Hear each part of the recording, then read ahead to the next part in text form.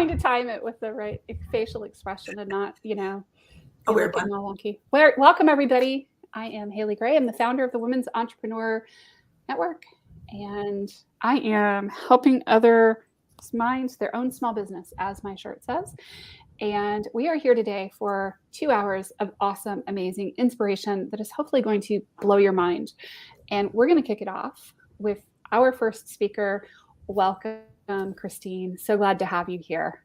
Thank you. I'm super excited to be here. I love coming to share and demystify the world of business. And I want to tell you who I am first, because some of you might not know me, but I am a really proud member of the WEN community, and I am a business success coach. What I love to do is particularly work with early stage entrepreneurs who maybe are struggling to figure out what to do, how to do it, and how to actually go beyond just an idea to a successful and thriving business. Because I will tell you, most of us are accidental entrepreneurs. And so while we have this passion for our business, we struggle with the know-how. And everyone, I will tell you, struggles with the know-how. So keeping it real, if you follow me on LinkedIn or reach out, I posted a really vulnerable post, which is I had my butt handed to me this week by someone I admire. Great business owners find mentors and coaches and people to support them on their journey, because we can get caught up in our own headspace, and that holds us back from making impact. And so I want to talk about that today, because it was a really good reality check. It was uncomfortable, and yet it was the fuel that has sparked and reignited my passion to get some things done in my business. And I hope that today, the whole 2 hours that we're going to talk about here at WEN is going to really help you find your spark again.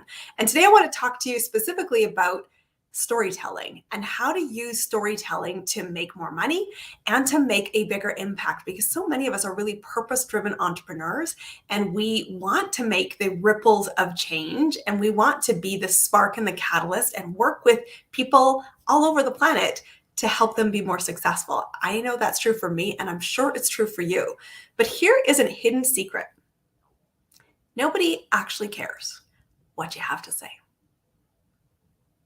Yeah, I just said that. I'm going to say it again because it's so incredibly important.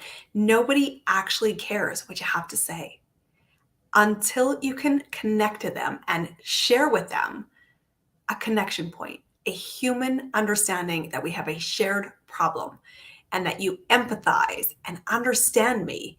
And only when you've caught that curiosity am I even remotely interested in what you do.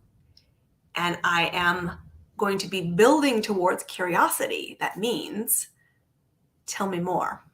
And so when we're early stage entrepreneurs, I know one of the things that we get kind of taught, it's not effective, but we see it everywhere, and you'll see it here in the community and in other groups you might belong to, which is just you vomiting your business all over people. The moment that people say, hi, who are you?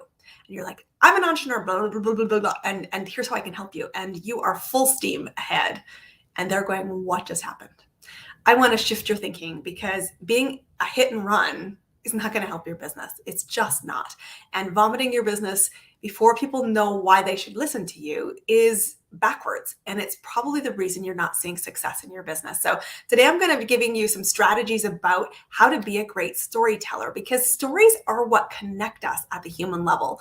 And our whole goal, whenever we open our mouths about the business, whether we say it out loud in words, or whether we write it in newsletters, or whether we post about it on social media, it's really important that we connect and create curiosity. So the first thing is to remember that when you're speaking out about your business, you need to have a roadmap and have a structure. And the structure can be really simple. I will tell you, one of my biggest mantras as a business success coach is that simplicity scales and simplicity sales. You need to remember that so many people you're encountering have no idea who you are, have no idea why they should care about you, have no idea how you are the perfect person to help them.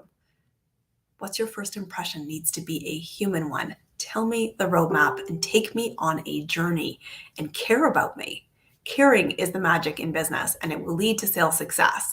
So have a roadmap. And I always think, if you go back to the movie world and you think you're a Hugh Jackman fan, he was in a movie that was a musical a couple of years ago based on the real life of one of the greatest entertainers storytellers around. And he is the magic formula for speaking well and presenting your business so that others are curious. Anybody know who it is? P.T. Barnum. P.T. Barnum was the man from the circus, and he has this great simple formula. Tell them what you're going to tell them. Then actually tell them why this matters to them. Connect to their point of view, and then recap and tell them what you told them. So this is a really simple 3-step formula that will work. I know because I've seen it and I've done it for 25 plus years in my life in business. This is a formula that will work whether you are talking for 2 minutes about your business or whether you are emceeing an event that may last days or hours. But it is really important because your audience needs a roadmap. They need to understand what's in it for me. Why does this matter? Where are we going? And so what? And the so what's a really important one because the so what is what I will tell you I see missed time and time again. You get on a stage or you get onto your social media, you go onto a live and you go, I have so much to share about my business, blah, blah, blah, blah, blah, and then just stop. I'm done. Tell them why it matters. Have a roadmap. Think about the milestones in their journey. Think about why this matters to them. Think about what you want them to do with this information. And again, remember your goal is spark curiosity. Because what happens when you have curiosity? You create movement. The whole goal of being visible about your business is about getting people curious and getting them to move. It doesn't necessarily mean from 0 to 100 means first impression to a bought product. It's likely not going to happen. If it happens, it's a unicorn. Your goal is incremental buy-in. Yes, I understand. Yes, I want to follow along. Yes, I want to know more. Yes, tell me what that looks like to work with you. Yes, that's an interesting offer. Yes, now is the right time. That's the journey you're taking them on.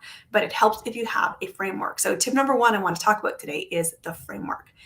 Tell them what you're going to tell them, and then recap and tell them why this matters to them. And so what? What are they going to do with that? Invite them into a next step. One next step is key. The second thing I want to talk about when you're storytelling is that you can't sound like everybody else. It's so important that you are authentic. People have such good BS monitors in their own self-defense system. You need to be true. You need to be you. And it's really important to realize the special sauce in your business, which will make your business successful, is not to sound like everybody else. I can't tell you the number of people that I meet networking that lead with their name, which is always on a Zoom screen. You don't need to tell them. Number 2, their business name, which nobody cares about because they don't know why they should be looking about your business at all when you first meet them. And then explain who they are by a job title or a job function. So I'm in marketing, or I'm a financial advisor, or I'm a coach. That is such a broad term that people have heard a million times, but don't really understand. It creates zero curiosity and you sound just like everybody else. Guess what happens? You get lost in the sea of sameness. So I want to encourage you to tell your story. The stories that people don't talk about, particularly like the one I posted on LinkedIn yesterday. I got my butt handed to me by my mentor. It was necessary. I was humbled. I was distracted and not doing the right things to move my business. Who can relate? It's the post that gets the engagement. It's the post that says, she's not perfect. I empathize with her. So in story, again, keeping things simple, there are 3 things. You want to hook your audience, you want to tell a story, and you need to have a simple call to action. So let's break that down.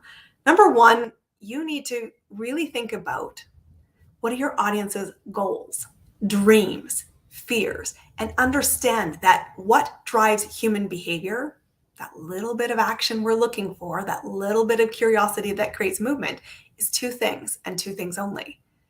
Pain and moving out of it, and the pleasure once the pain is gone. And you need to really start thinking about your business as what will capture their imagination. Imagine if. How are they feeling, and can you connect to it with empathy? And how can you show you're the bridge? A hook is like a first page of a novel. You get dropped right into a single scene. Don't tell the whole story. Spark a little bit of it that says, I want to know what happens next. But you need a short, brief hook that captures their goals, dreams, fears, and taps into the human desires of avoiding pain or seeking pleasure. When you're telling your story, this is the heart. It's not a highlight reel. The highlight reel we are bored with, and it doesn't create curiosity, and it doesn't matter to me.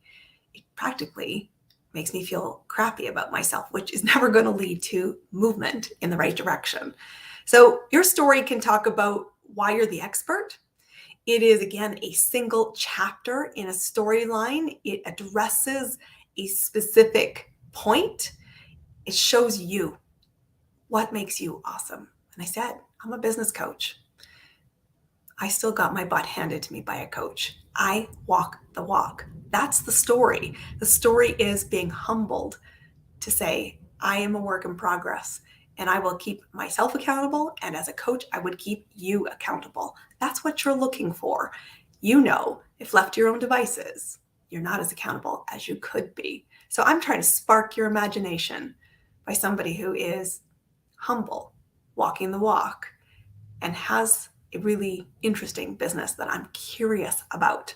So you've got a hook, you've got a story, short, brief, focused on a single scene, shows your passion, talks about the what and the why, because nobody cares about the how at this point in our storyline. The final thing you want to do is a call to action. What's really important is that you invite them to do one thing. So often we think we need to throw everything, including the baby in the bathwater, at it. Stop. It's not helping. A confused mind will never buy. So I want you to have a call to action. And what is the call to action? It needs to be the bridge that takes somebody from the connection and the empathy about the problem out of the pain. Your goal is to bridge it and to create curiosity about the possibility of it, not to get really cut into the weeds about the how, but to show you it's possible. One of the most important things you want to be recognizing when you're storytelling and when you're out there talking about your business is to be a hope dealer, to say it's possible. I've been there. This is the bridge that will move you forward, and I am the right guide for a very small group of people. I know that one of the biggest challenges we as business owners have is this belief that it's hard to find clients. That's a choice. I will tell you there's 8 billion people on the planet. I know I can make any business successful. If you're struggling to find clients, it's not because they're not there. It's because you're lost in the sea of sameness and you haven't used a roadmap to lead them places. You haven't used a hook. You haven't shared your personal story, and you have gotten them confused with a call to action. The call to action is your bridge. I call it simply the so what factor. And if you were at the WEN Summit a couple weeks ago, you know that I talk a lot about the so what's. It's one of the most fundamental pieces in my strategy when I'm working with early stage entrepreneurs. What is the point? Why does this matter? You need to reinforce that it is possible for them. You need to reinforce with one small movement what the next step is. And I got to think about what's a next easy step that my ideal client will want to take. It is not buy my course. It is probably also not book a call with me. If I have never met you before, find other ways for them to start to hear your story in more ways, in more places. So a great call to action might be watch another video. It might be download a free resource. It gives them control. It gets them exposure to you, but doesn't feel like you are deer in the headlights yet. Because again, I'm still establishing as an audience member, do I know you? Do I like you? Do I think you're credible? And at that point, you're starting to build trust. And trust will open the door for every bit of success that you have in your business. So don't jump the steps. Have a roadmap. Use the 3-step storytelling formula, which is hook, story, and call to action. And then you need to be clear on the final thing that will make success in your business when you are storytelling and when you are out there advocating for change to be the difference maker for someone who needs you, is you need to be confident. Confidence is an acquired skill. Okay, nobody hatches confident. Confidence comes through repetition. It comes through preparation. It comes from simplicity. And the number one thing is perspective. So when you're speaking about your business, we hear this all the time. One of the biggest fears most people on the planet have is speaking about their business. And yet we speak every day. But the moment we do it formally, we get in our head, we get concerned. And I want you to keep perspective of this. Your audience is not looking for your flaws. Your audience is seeing you as a swan. On the surface, cool, calm, and collected. Elegant, creating curiosity, and leading me on a journey. It does not matter that as the swan, my feet are paddling like freaking crazy under the surface. Nobody sees it but the swan who feels it. So just remember your perspective. You're not in business to stay in your head. And it's not about you. Because I said at the very beginning, nobody cares what you have to say until you can connect to them about why it matters to them. So get out of your head, be the swan, paddle hard, and say, the perspective is I'm showing up for you. I'm showing up to speak to one person. Because one person is how big change starts. And every day in my business, I show up to make impact with one person. And today, I hope it's you who's here on this 2-hour event that we're doing. Perspective number 1. Preparation. You need to know what's the problem. What is my milestones? What am I going to tell you I'm going to talk about? I'm going to tell you, and then I'm going to recap it. I'm going to think about my hook, my story, my call to action. I'm going to be really clear what's in it for you. If there's no value, nobody will hear you.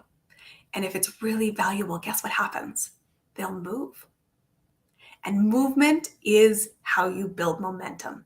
And so you want to prepare this. This is something you can't do in your head. And so I invite you. I do free resources all the time and workshops to help you with storytelling and to network more effectively. You've got to get this out loud. And it gets more confident the more often you do it, because confidence is an acquired skill. The final thing is, I got to tell you, this cannot be understated. I've said it before, but I will say it again. Simple is what sells, and simple is what's scalable. So when you're talking to somebody, you do not need to go from first date to marriage proposal in the first conversation. Focus on curiosity and incremental goals. People can't digest a ton of information. And if this is a first impression, they are so overwhelmed if you have more than a couple of things. So go back and take content out, drip feed it in smaller chunks that are digestible, and make sure you have simple things for them to engage with, because as they're thinking, you can't be already moved to the next spot. So I'm going to recap what we talked about today. The first thing is that nobody cares what you have to say until you can connect with someone else. And when you connect with someone else, you can use your stories to make more money, to make more impact, and to be the change you want to see. It is fundamental in your business that you not sound like everybody else. I'm giving you hereby permission right now to step into your story. The stories you don't want to tell, I got to tell you, are the ones your audience will connect to. I was humbled by my coach. I am a coach who gets coached. In order to be great, I keep things simple, and I'm open and honest about the journey. You want to have a roadmap.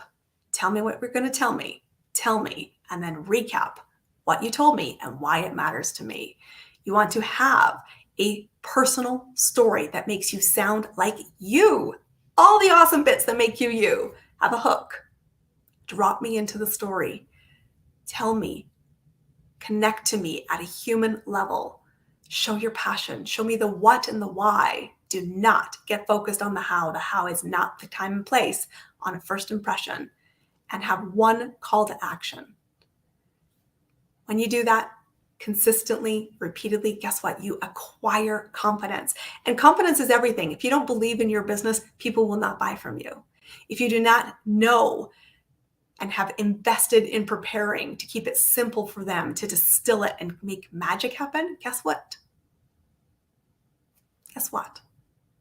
Your business doesn't grow. And I will tell you, I know because I've worked with hundreds of clients all over the world, your business matters. Success is 100% possible.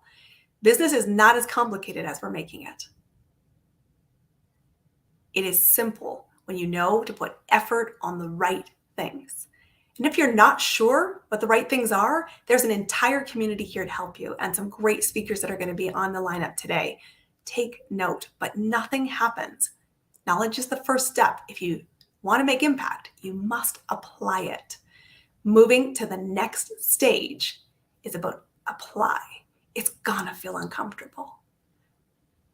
It's going to. But guess what? Growth does not happen outside your comfort zone. I know this week I have grown more in my business because I got real where the gap was. I got real with the support I needed. And I got real with saying, I'm a work in progress. I must take action to move my business, because when you are a great storyteller, when you are confident, when you know where you're going with your business and how you can make an impact, people are curious. They want to know more. And guess what happens when they want to know more? They show up in your universe and say, tell me more. How amazing would it be in your business if people showed up curious about how you can help them and want to know the how, because they have learned the what and the why of who you are? It's where business happens. It's where the magic happens. I have a Post-it note. I remind myself every single day in my business, I do not look for clients. I create curiosity. I tell stories. The right clients will find you. I am Christine. Thank you, Haley, for sharing space with me today. I hope that was super helpful for our community here. Go tell your stories. That's what the world wants to know. Amazing. Thank you. Yes, such important things in this whole getting clients, finding clients. I know so many people struggle with the whole part, and they lose track of the first step. Nobody's going to connect with you until you connect with them. 100%. Don't vomit your business at people. They will want to know the how when they care and connect with you as a person first. Absolutely. Thank you so much. How does somebody go about getting in touch with you? So you can come find me, social media, come connect on the WEN community. That is my website at the bottom of the screen. I would love to have a conversation and connect. Let's be social. Social is where it starts. Absolutely. Let's do it. Thank you so much. You're welcome. Take care. See you later. See ya.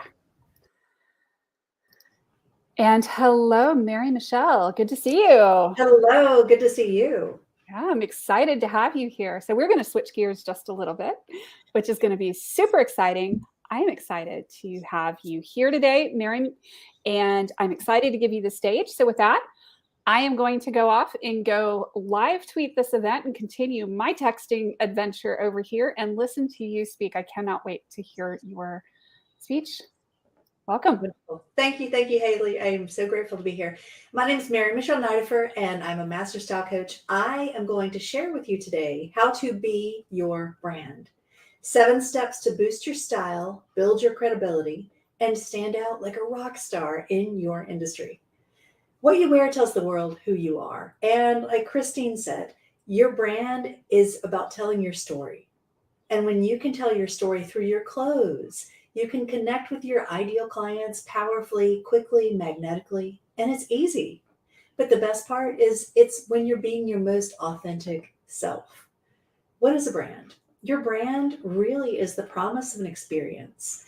And when you can represent your brand in an authentic way, it's magical.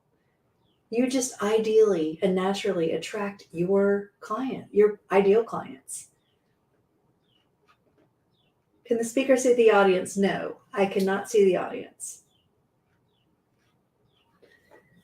So today I'm going to share with you 7 steps to really taking your style to new heights to create an authentic image that is representative of your brand, but most of all, it's representative of you. You are your brand. And when potential clients look at you, they are thinking about 3 things. Who are you? What do you stand for? And what are you an expert at? Or AKA, how can you help me? And when you show up as looking like the expert, looking confident, looking credible, looking the part, it's magical. It just really creates this instant, like, of course you're the solution. I remember walking through a parking lot one time and a gentleman looked at me and he asked what I did. And I said, well, I'm a style coach. He said, oh, well, of course you are. And this is someone who didn't know anything about style, but he just looked at what I had on and he said, of course you're a style coach. So I like to think that I walk my talk, and I want to share with you how easy it can be for you too as well. So step number 1, discover. Now I just got off a call with a new client of mine, and we're in this first phase. We're doing what I call the discovery phase. We're discovering her personal style, and it starts with her attributes. I think so many people, women, men included, think that style is something that you get or it's something that you put on. Your style is what you exude. And when you can connect the dots and look at who you are physically, then you can dress in a way that helps you to exude what you're meant to exude. It's like connecting the inner and the outer. I'm a big fan of style, but I think, in my opinion, I think fashion and style are polar opposites in a lot of ways. Fashion is what you wear. Style is who you are. And when you can discover your personal attributes, it's saying, what makes me unique? What makes me stand out? And I think so often we women especially get caught up in comparing ourselves to other people and thinking that, well, I should wear that same dress, or I should wear the same kind of outfit that I saw someone wear last week. That is never true. What is true is to find what's right for you. This is how you stand out, you set yourself apart, and you become memorable for all the right reasons. So my client who I worked with this morning, when we were talking about what her best colors are, your best colors can help you to stand out, and wearing the colors that are right for you can help you get noticed for all the right reasons. They can light you up or they can wash you out. So wearing the right colors is key. They're also a great way to brand yourself. And my client, when she found out what her best colors are, she said it's like waking up to the truth of who you are. Everything that I teach my clients is about taking what's inside and matching it with the outside. It's not just about putting something on, meaning it's not just superficial. Style goes to your core. It's who you are as a person. Step number 2, define your current lifestyle, your values, your goals, your dreams. Why are you here? Why are you doing what you do? And when I work with my clients, we start with the discovery piece and we weave together a story. What is your lifestyle? I can tell you all day long what colors to wear, how to dress for your body type, what your style is, whether meaning dramatic, romantic. My style is dramatic, romantic, and sporty. And I can tell you that, but if I help you create a style without knowing what your lifestyle is, you might say, I would never wear that, or that's just not appropriate. If you're a busy mom working part-time, then that's going to be vastly different from showing up to work in a high-powered office building or working out in the field somewhere. So it's very, very different, but you have to take your own lifestyle into account. My belief is that there are no shoulds. There are no shoulds.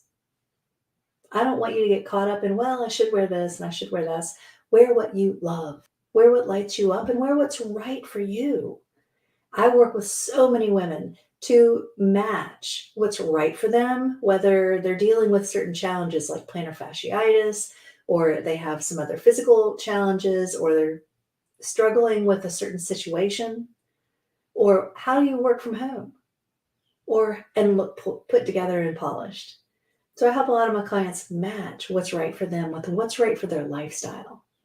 Number 3, I want you to visualize. This is really the fun part. And if you can sit back and visualize what you would love to get up and put on every single day. Imagine yourself, just close your eyes for a few minutes and imagine yourself going to your closet and picking out the ideal outfit for you, for your typical average day. What does that look like? That's what is going to guide you to what's right for you. Now, if you're not sure, I invite you to get on Pinterest or get online and find a style icon or two. When you can find someone whose style you really, really resonate with, that will give you clues to what you want to see in your own personal style. And that will help you to step into it gracefully and beautifully. Step number 4, integrate. You want to integrate your personal brand and your style into your life. It's not just about your clothes. Your brand and your style goes so much deeper. I like to say it's the thank you notes you send, it's the car you drive, it's the jacket that you wear, it's the way you show up. Maybe you have a signature drink that you always drink. Maybe you are known for your cocktails or your cars or your jackets. One of my signature pieces is my jacket. I love liquid leather jackets. And I almost always have one of these on when I speak because it's what makes me feel good. If I don't have one on, I'm like, something's missing. But it's when you can integrate your style into your life. I know someone whose her signature color is pink, and she does something in the medical industry that is geared towards women. But she's known for wearing pink. And not only does she wear pink, but pretty much everything about her that she does is pink. And she recently bought herself a hot pink Ferrari.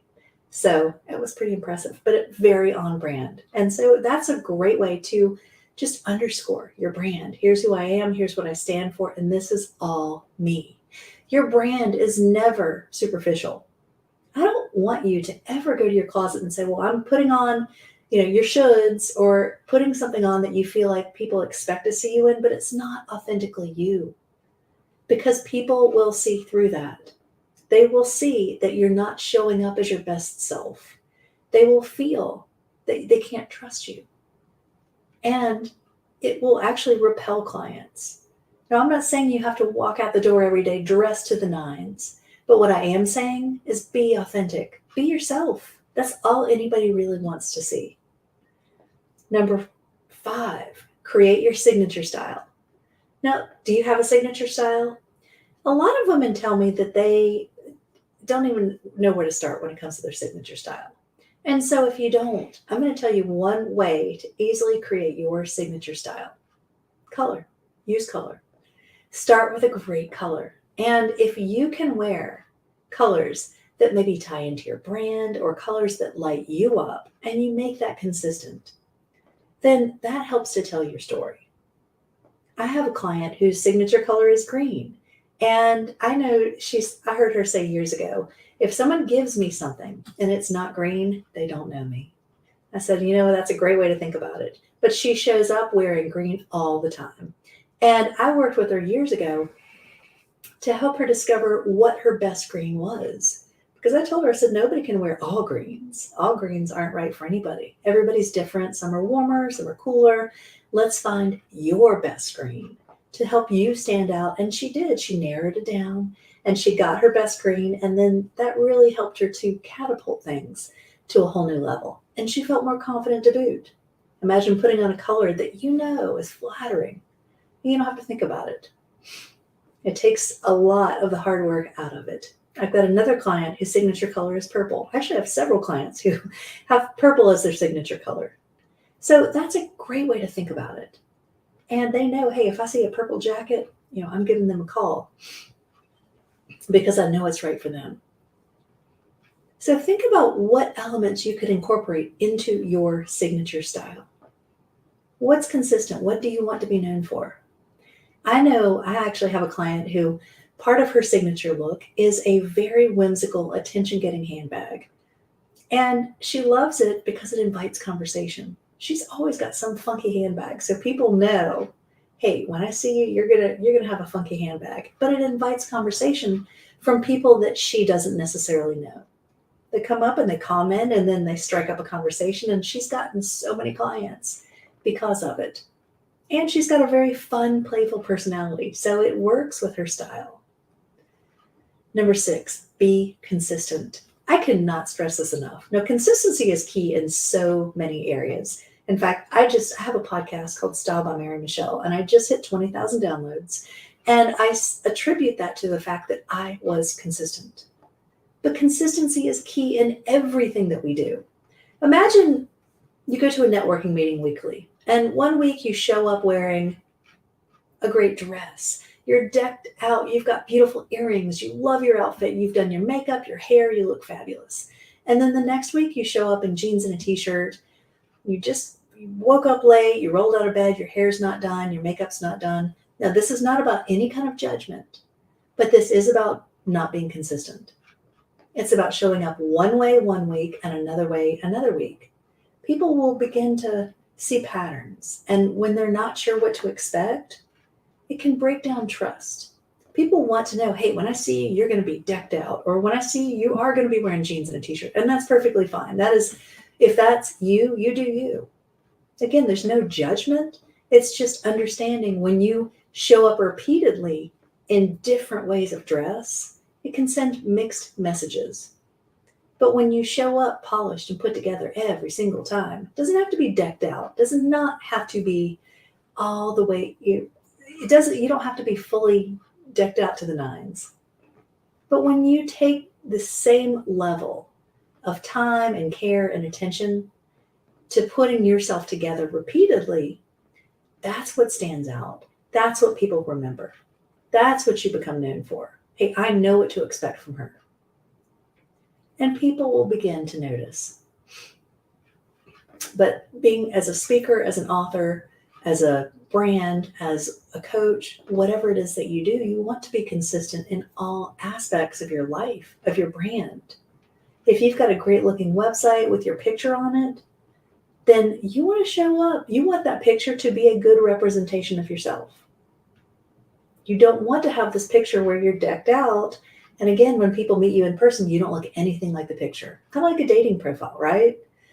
People want to know, hey, you're the person that I thought I was talking to when I saw you or heard you on your podcast or saw you on social media. And then they meet you. You want to make sure that the image that you're putting out there is true, is consistent with how you are representing yourself. Now, again, there are no shoulds and there's no judgment. It's just asking yourself, am I consistent? Do people know what they're going to expect from me? Or am I all over the map? And so just something to notice. Number 7, maintain an up level. Now, there's an author that I love. His name is Wallace Wattles. And he wrote a great book years ago called The Science of Getting Rich. And one great quote that I remember from that book is that it's about the perception of increase and something about how people want that, they're intrigued by that perception of increase. And so when you're maintaining your image and you're up leveling, and every year, 6 months, etc., you're asking yourself, what's next for me? This is really about what you're stepping into and how you present yourself to the world. Now, it's one thing if you've dressed the same way, if you've looked the same way, if you've driven the same car for 5 years, that's fine. Not here to judge anyone. But I am here to throw out the possibility that if you maintained that image, but you also up-leveled, you took your image to the next level. Maybe you usually wear jeans. Maybe you wear jeans and up your shoes a little bit. Or maybe you start wearing a little bit more jewelry or a few more accessories. Or maybe you swap out your t-shirts for a different top, and then maybe you start wearing a jacket. Then maybe you get your hair done differently, and maybe you start doing something different with your makeup. Somehow we as people are intrigued by the perception of increase, and we are drawn to people who we feel are increasing in some way, increasing in their finances, increasing in their health, increasing in their knowledge. We're drawn to that just as human beings. And when you can exude that perception of increase through your style, it's something that people can't necessarily articulate, but they're just magnetically drawn to that. They want to succeed as well, and then they want to work with you because you've become the obvious person to help them. You're taking your style, your image, your business to the next level, and that speaks volumes to them. Now, Christine mentioned getting lost in the sea of sameness. And I could not agree more that it can be so easy to get lost in the sea of sameness. But when you can leverage your style, I don't think of style as a tool. Style is, sure, it's clothes, but it's something that we do every day. We get dressed every day. And when you can leverage your style and use that to help you to stand out, you're not going to be lost in the sea of sameness. Imagine walking into a networking meeting wearing a little black dress or a black suit, and you see a sea of little black dresses or a sea of black suits. How are you going to stand out? Certainly there are ways, even if you're wearing the same thing. Maybe it's your glasses, maybe it's your hair, maybe it's just your personality. But think about if you made subtle tweaks to the clothes that you wear on a regular basis, how that can help you to become memorable. It helps you to connect easily with other people. And it's really where you put your own personal spin on your style. Let's say you have a collection of eyeglasses and you have different glasses that you wear to every networking event. You become known for, hey, I can't wait to see what glasses they're going to be wearing. And they bring different comments. They help you connect easily, but they also help people to see your personality. You have a little bit of whimsy to you or a little bit of fun and playfulness, and it just helps people to connect with you a little bit more. And so the 7 steps that I just shared with you, again, it doesn't have to be complicated. It can be very, very simple. Step number 1, discover. Discover what's right for you. Your coloring, what silhouettes are right for you, what your style really is. Number 2, define your lifestyle, your values, your goals, your dreams, and find ways to represent those within your style. Number 3, visualize. Where do you see yourself in a few years down the road? Dress as if. Dress as if you're already there. And start to visualize right now, if I could go to my closet and get dressed, what is right for me? And if you need a little bit of inspo, go find a style icon. Step number 4, integrate. Integrate your personal brand into your life in multiple ways. Your car, the food you eat, the music you listen to, the gifts you send. How you do anything is how you do everything. Number 5, create your signature style. What is the style that you want to be remembered for? Because what you wear tells the world who you are. Number 6, be consistent. Create a style that is easily attainable. It's not going to break the bank, and it's not something that you get home at the end of the day and think, oh my gosh, I cannot wait to take these clothes off. Now, I'm not talking about an uncomfortable pair of pants, but I am talking about something that feels authentic to who you are. And then number 7, maintain an up level. We all are drawn to the perception of increase. And when others have that perception of increase about you, they will be drawn to you for all the right reasons. They think that you will be the solution to their problems and they will want to work with you. Or at least when they resonate with your style, they'll want to get to know you better. And that opens a myriad of possibilities. So I hope this has been so helpful. Your brand it's what you're known for. And Jeff Bezos describes your brand as what people say about you when you're not in the room. Are people talking about what you wear? Or are they talking about who you are? Now, if they're talking about what you wear, if that's not always a bad thing, but you don't want them to stop there. You want to be remembered for the right reasons that, hey, wow, she always looks put together. Yeah, let's talk about what she does or what she did. But if you're being talked about because you're wearing something that's not authentic, people pick up on that. Now imagine showing up wearing something that makes you feel uncomfortable. You're not going to be in your best light. You're going to be uncomfortable. And people will sense that.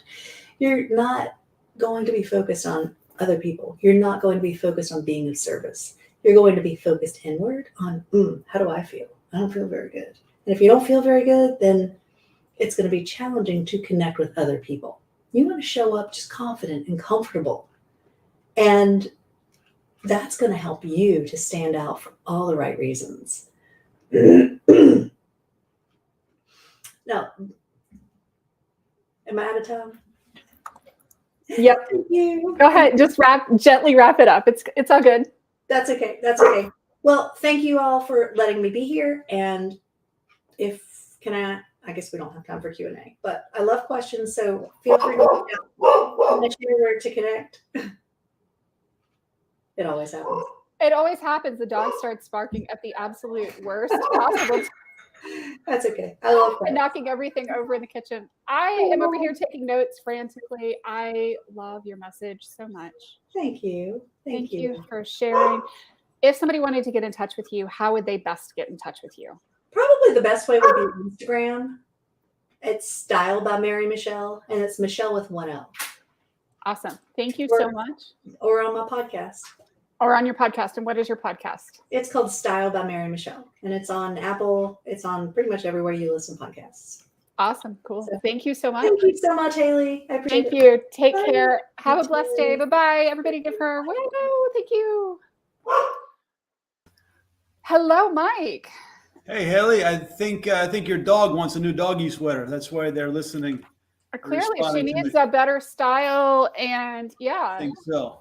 Well, clearly. I'm so inspired by that I'm actually going to button my sleeve. It's great.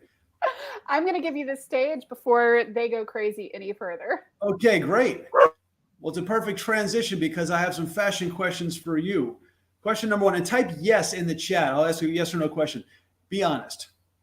I can't see you on camera, but type yes if you're wearing shoes right now. See if any comments come in. Haley, you'll let me know. Okay, next question. Type yes in the chat if you are wearing your signature color right now.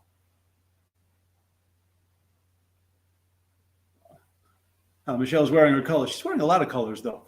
Okay, one more fashion question. Is it appropriate to promote your business by wearing a bikini? Now, if your answer to that question is no, then you're going to love the story you're about to hear. But first, let me introduce myself. My name is Mike McQuillan, the creator of Fit Presenter, which is the #1 public speaking resource for the fitness industry. If you work in fitness, health, and wellness, then people are desperate to know what you know. You have an audience. Now, if you don't work in fitness, then today you get double the benefit, because not only are you going to pick up tips to build your confidence as a public speaker to promote your business, but you can also pick up some tips on fitness and getting in shape as well. Now, think of a TV show about fitness and exercise. I see, yes, The Biggest Loser. I was working at a personal training studio, and a local meetup group contacted us to host their Biggest Loser challenge. It's a 12-week weight loss challenge, and it started with a kickoff event in our studio. So we set up the facility, and first came in the coordinator, and then came in the contestants, and then in her high heels and her pretty red dress, in walked the trainer. That's right. They hired an outside trainer to run our competition, and we were just patsies to set up the facility, to stand there like lawn ornaments. Like, how do you think we felt? No worries. Once she started speaking, I realized she shouldn't have messed with the Fit Presenter. He comes out and says, hi, I am the trainer, and my name is, name redacted. And then she did that thing, like when you put one foot in front of the other, that pose that says, I'm not very happy to be here. And then what do you think she said? I am very happy to be here. And if you had been sitting in that row of chairs, you would have gotten a flyer with her contact information, long list of credentials and self-congratulations, and a picture of her wearing a bikini. Did I mention this was a weight loss competition? The heaviest contestant weighed in at over 300 pounds. And she was in her mid-20s. So you can imagine she's been struggling with this her whole life. That contestant was looking at this flyer thinking, where's the other half? No worries. The other half is on the way. Enter the Fit Presenter. It said, welcome and congratulations on taking that first step. Personally, I've never seen the show Biggest Loser, but here at One-to-One Fitness, we see that show every day. I went on to tell him a quick story about a client who walked out of the gym every day saying, I hate you, I hate you. Until one day she walked out saying, I did it, I finally did it, and I still hate you. 6 months and 50 pounds later, she went to her niece's wedding wearing a dress instead of a pantsuit. And she allowed herself to be photographed for the first time in 5 years. Now I want to see the same thing for you. How do you think that audience responded? Everybody signed up with us that night for personal training. All that other trainer could do was just stand there. He gave us a look like, I don't understand. They love me on social media. Have you ever seen personal trainers or fitness models flexing on Facebook, twerking on TikTok, eating salads on Instagram? It's a great way to get a like and a comment, but to build your business, that night, 5 minutes generated $5,000 in revenue from training fees. And if they had come from a smaller radius, we would have doubled that. Can you see the value of public speaking to build your business, whether it's fitness or anywhere else? In the next 15 minutes, you're going to pick up the tools to build your client base and your contact list by the dozen, if not by the 100, every time you speak, using a really simple formula called the FIT system. That is F-I-T. Now, even if you don't work in the fitness industry, I need to test your knowledge of fitness. So I have one question. It's a multiple choice question. Spot reduction, which is to eliminate body fat from one specific part of the body, is most effective where? On your abdominals, on your buttocks, on your upper arms, or on your brain. You can type it, better yet, point to it. Hold on. If you need to stand up to point to it, you have the wrong answer.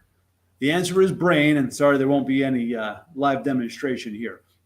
But you cannot spot reduce body fat from one specific part of the body. You can spot build muscle, but spot reduction is a myth. And that doesn't stop the industry, though, does it? Have you ever seen any gadgets that promise to reduce the extra cushion around your midsection or around your thighs without training any other part of the body? Have you ever bought a gadget like that? There's no shame in it. Spot reduction is the number one myth in the fitness industry, but it's not the only one. In fact, whenever I conduct a job interview to bring in a new trainer, the first question I ask is, tell me one misconception that you've had about exercise that you've cleared up with your experience. You won't believe how often people do not want to answer that question. One time I interviewed Tom, who's a trainer. I said, Tom, tell me about one misconception you've had. And he said, very confidently, well, I've never really had any misconceptions because I was taught the right way and trained by the right people. I look back thinking, guess what, Tom? Congratulations. We just found your first misconception. It's like that all the time. But if trainers have misconceptions, then who else does? Our clients, the general public, even I do. I have misconceptions. I just don't know what they are. What about you? Maybe not in fitness, but what about in your business? Think about that. Now, I've seen all the cliches. If you build it, they will come, or it's always more money and more time than you expected. But go deeper and think of a misconception that you thought you knew. And then I'll answer the question that Tom did not want to answer. Do you like to play golf? I don't. Maybe it's because I'm left-handed. Maybe because I fidget a lot and the swivel chair isn't helping. But I've never played golf. And that's why I used to believe that golf was a zero-impact sport. It's a light stick. It's a small ball. How bad can it be? Until one day, a client walked in and she said, hi, Mike. I said, what happened to you? Golf. In just a little over a year, this client went from being a couch potato to running a half marathon, and she steamrolled through it and one round of golf, and she's looking like a French cruller. Sorry for the donut reference in a fitness presentation. But it turns out golf, even though it's a light stick, you rotate it at least 270 degrees, usually rotating at the spine instead of the hip like you're supposed to, arch the back in a C curve, generate high velocity torque, and drive that little ball a couple hundred yards, times 18 holes, plus the short game, prolonged standing, long walking, the occasional visit from the beverage cart for a little spot reduction. Golf does it to you. And what about you? I can't really see the chat right now, but I know you're lighting it up with some awesome ideas for misconceptions. But let me ask you this question. These misconceptions that we have, are they completely wrong or only partially wrong. Spot reduction is a myth, but you can spot build muscle. Golf is not a zero impact sport, but it's not kickboxing. It's not rugby. It's not downhill motocross. There's a grain of truth to the misconceptions we have. Our knowledge is like this glass of water.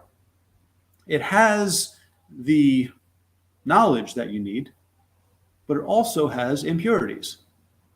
Luckily for me, this water is filtered. And that is the F in the FIT system, to filter your audience's misconceptions from their background knowledge. Show them that even when they're wrong, they're a little bit right. What's the alternative to that? Forget everything you know. Have you ever been to a workshop or a seminar like that? What does that tell the audience? You don't know anything. No. Show them that you put value to what they bring to the presentation. Then it's a real group instead of a lecture. It's a conversation. Filtration is a two-step process. Address and confess. Now, if you've already lit up the chat window, then you know the first part, how to confess. Actually, the second part, how to confess. Doesn't it feel good to own up and tell your audience you're not perfect? Come down off of that perch. What message do you send? It sends you just like them. It opens them up. I've seen this time and again. When you own up, they sign up. This is what I'm asking you to do. Write down 3 misconceptions that you expect that your audience will have. You're there to talk about your business. Your audience has misconceptions. Write down 3 misconceptions that you expect them to have. Okay, what is the misconception? Why is it wrong? And also, what is the grain of truth that exists within that misconception? I'd suggest just writing down those 3 misconceptions now, but take some time later to really flesh it out. Because once you show them that even when they're wrong, they're a little bit right, you know what the audience thinks? Hey, I'm smarter than I thought. What else do I know? Now they're ready to learn. Now the audience is ready to hear your message. Now, if you're thinking, audience? I don't have an audience. I don't even have a message. I just have a product to sell. I remember when I used to believe the same thing. And about half an hour ago, you heard Christine talk about the story you don't want to tell. Well, thanks a lot, Christine. This one's for you. Do you have a fantasy land? A place where if you could live anywhere, never mind job, never mind money, never mind who lives there, if I could live anywhere, I would go there. Do you have a place? Well, my place was Alaska. I grew up in New York, and then I served in the Marines in the Mojave Desert of California. I said, when my time comes, I'm going to Alaska. In the summer of 2000, I made it happen. If you had been on that flight with me, landing at Anchorage International Airport, you would have seen a mid-sized city surrounded on 3 sides by water, facing the east with the Chugach mountain range in the background.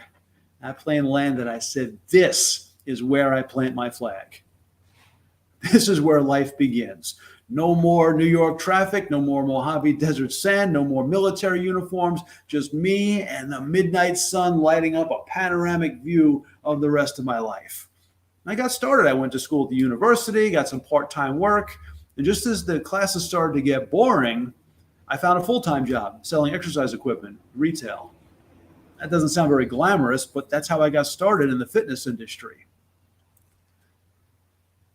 I was having fun. I was making money. I had a 2-bedroom apartment. I had a new car, and I had a voice in my head saying, Mike, you can't work retail forever. So after the Christmas rush, I went back to college. And in only 1 semester, I blew through most of my savings. I found some day labor in a small town called Bethel, about 400 miles away from Anchorage. Have you ever been to Alaska? Have you ever thought about it? You want to go? Okay, here's my recommendation. If you go to Alaska, don't go to Bethel.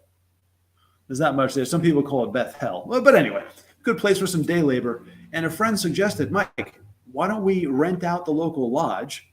You can do a seminar on fitness. We can make some money. You can do what you love to do. It'd be great.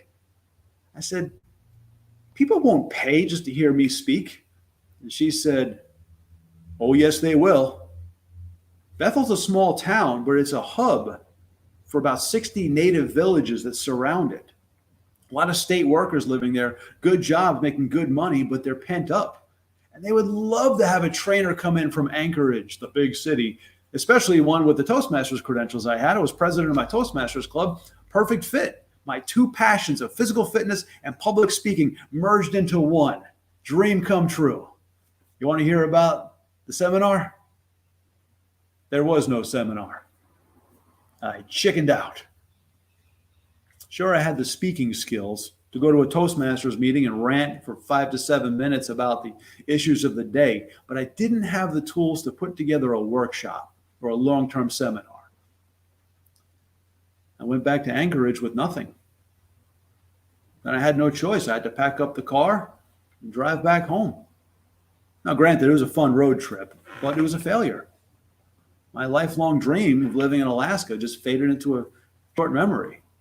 And to this day, I turn on the TV, I see the Travel Channel, the Outdoor Channel, Nat Geo. I see something on Alaska, it just hurts. It reminds me of I served in the Marines, then moved to my fantasy land, and then at the age of 26, I was back living with my parents. Well, 20 years later, I don't have that problem. Hopefully you've enjoyed this talk so far, but it's more than just putting together a talk. I'm also a coach, and I help other people put together their keynote speeches. And I finally merged those two great passions of mine, physical fitness and public speaking, into Fit Presenter. You know how I got here? It didn't come from waiting around for 20 years. I had to build up processes in 3 different areas: fitness training, teaching, and public speaking. I got a degree in economics, but I knew that my calling was in the fitness industry. So I went back to bare bones, square one, nothing, and built up my client base one person at a time, 1 hour at a time, till I filled out my schedule.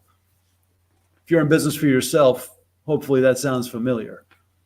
Now that grind, that hustle does not show up on a resume, but it did get the attention of the principal of a career institute. And she said, Mike, how'd you like to teach the course as a certified trainer? Okay, I'll give it a shot. Once I get started, I knew it's where I belong. In fact, the students told me, without saying anything, they just looked at me with a look that said, Mike, you're not a banker, you're not a broker, you're a teacher.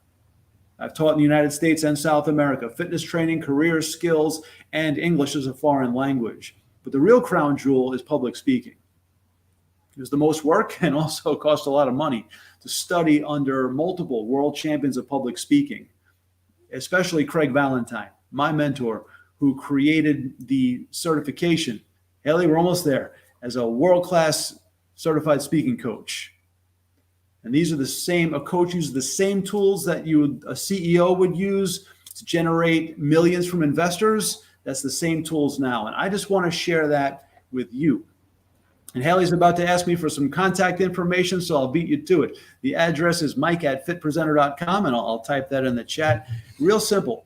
Hopefully, in the past 15, 20 minutes, you've picked up some motivation. You've picked up at least one question you want to ask me about public speaking. The only stupid question is the question you don't ask. So if you ask me a question in the next 2 hours, I'll respond to it today. I know we have 3 more awesome presentations coming up. My phone's ringing. I think it's Haley. So if you write in the next 2 hours, I will respond to it today, even if it means I don't sleep tonight. And the tagline is real simple: WEN rocks. Don't forget the capital letters and the exclamation point. This way I'll know how we met. Any question about speaking, and you'll get that response today. So you can carry that momentum into the weekend and get ready, because no matter the audience, no matter the subject, you are a perfect fit. Awesome. Thank you so much. I appreciate it.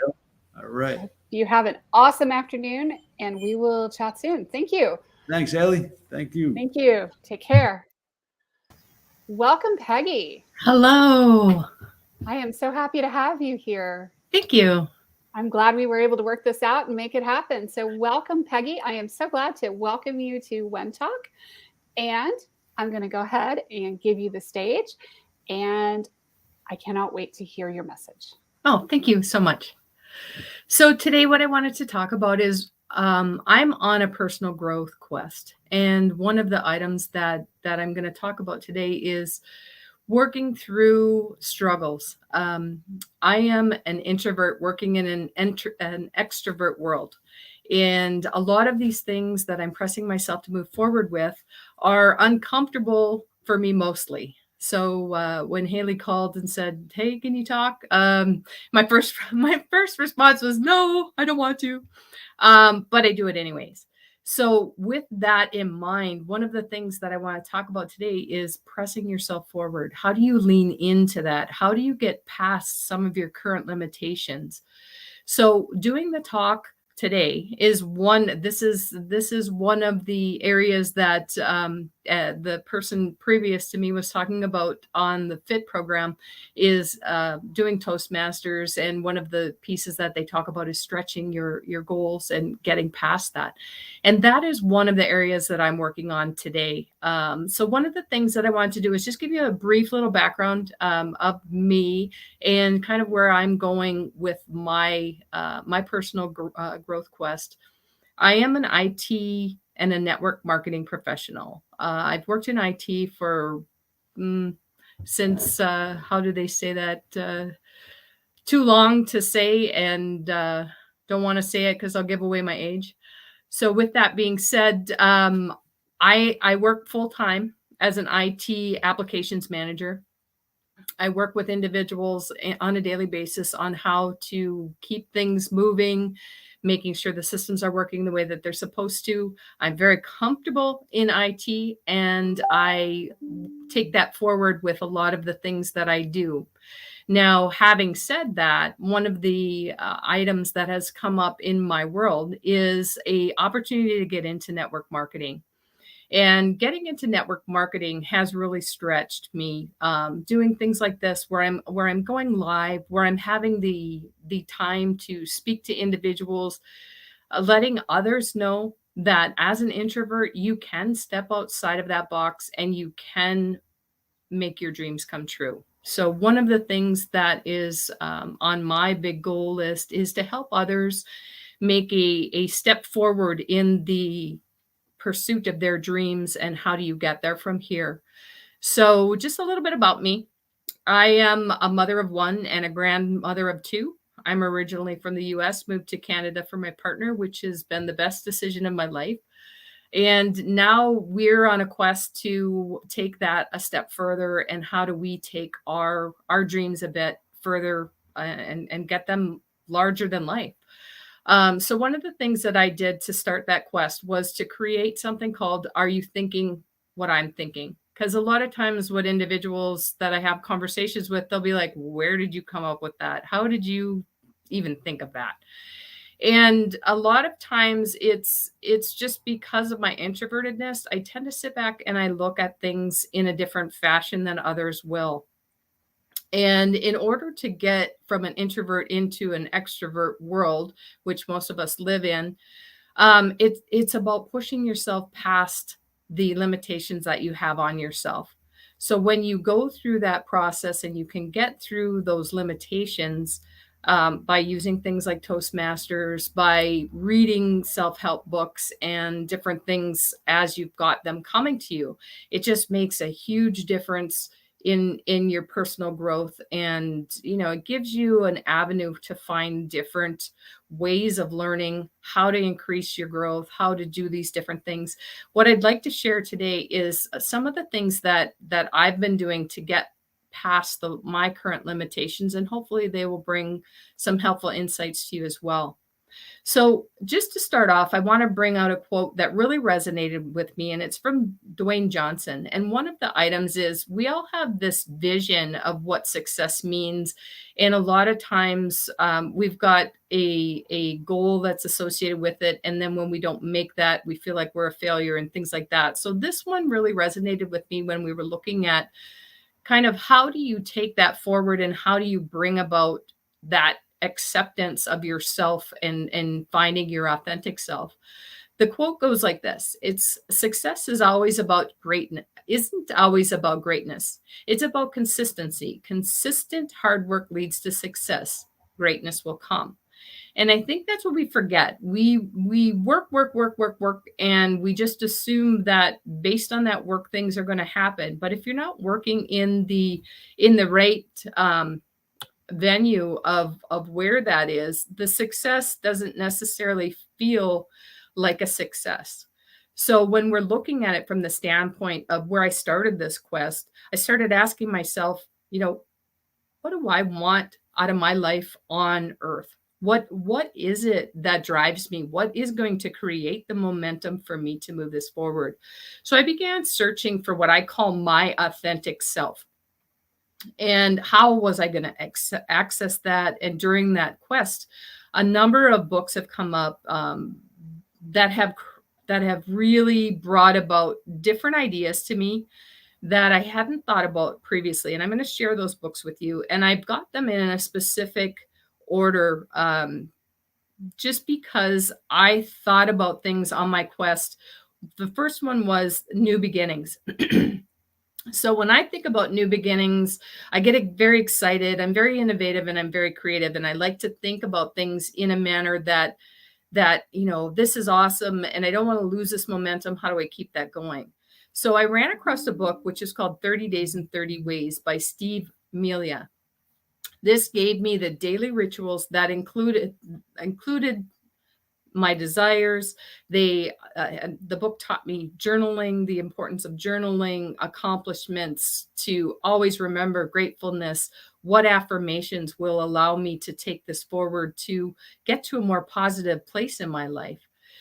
The challenge was that I was going to read 10 pages a day to follow some of the self-help books that I'd read previously. So I started doing the 10 pages a day, and I realized I'm working at this, I'm looking at it, and I've got to take this from point A to point Z. So when I'm looking at the different steps, that really challenged me to I want to read more. I want to read more. So when you're looking at the different challenges and how you're going to take things forward, keep that in mind. Take one day at a time. Take a little baby step at a time to get yourself there. The next area that I looked at with myself is a new mindset. And the book that I really, really like for that one is The Millionaire Success Habits by Dean Graziosi. And I'm sure I just slaughtered his last name. But with that piece of it, the book that I read with that really gave me the confidence to change. So the excerpt from that book that I want to share with you is, because starting to change is difficult, here's an exercise designed to provide you with some momentum. Draw a vertical line down the center of a piece of paper. On the left-hand side, you list, what am I no longer willing to accept in my life? What do I want my life to have in it?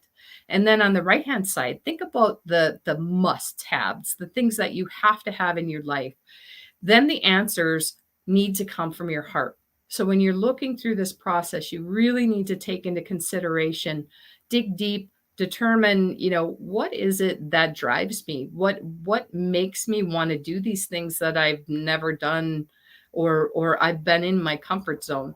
So when we take a look at that and look forward is, we've got my next area where I focused was on a new focus. What did I want my life to be about? And the book that really resonated that to me was Living at the Summit by Dr. Tom Hill and John and Elizabeth Gardner. If you have not read this book, this is one that I would really advise. This is one of the books that is a novel that was written through the author's eyes, giving self-help items in realistic perspective.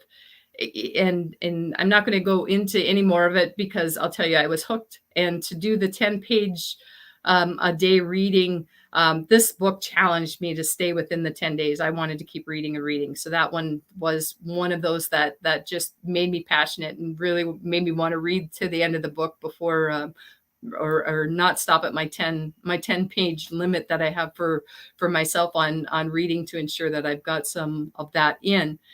The next one that I've got is a book that I'm just starting, and it's the area of my life where that's focusing is on a new start. And the name of the book is called Way of the Peaceful Warrior by Dan Milne. And this book is a way that I want to take what he has presented and try to understand how I can incorporate that into my life. So this one's brand new to me. I'm very excited to get in to read that, and I'm looking forward to what challenges he has within that book that I can take forward and have pride and grab onto. The next piece that I looked at within my life is the new intentions. So, how am I going to bring about these changes? How do I know how to get there? How do I get the intensity, the momentum built within myself? And within that, I found the book called #Actually I Can by Kelsey Ada Rowlands. And this gave me the affirmations that I use on a daily basis. They outline where you are at that moment, and she has the different areas for each of those that really brings you back home, keeps you focused, and aligns you back with your authentic self. The last one that I have is new results. So you've gone and done all of this work. Now, how do you get new results?